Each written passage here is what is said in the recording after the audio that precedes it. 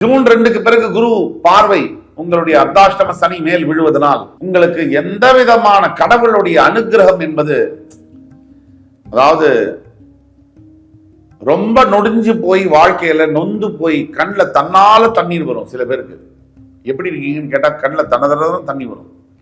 அந்த இடத்துல இருக்கக்கூடியவர்களுக்கு தான் தெரியும் கடவுளுடைய அருள் அனுகிரகம் எவ்வளவு வேல்யூவானது.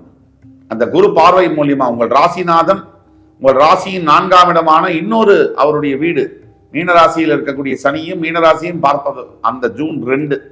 அதற்கு பிறகு வாழ்க்கையில் நல்ல முன்னேற்றங்கள் காணப்படும். அப்ப இந்த சனி பயிற்சி பலன்கள் என்னன்னா, சனியுடைய தாக்குதலினால அர்த்தாஷ்டம சனி தாக்குதலால 3 மாசம் கொஞ்சம் சட்ட சிக்கல்கள் இன்னும் அக்ரசிவ் ஆகலாம்.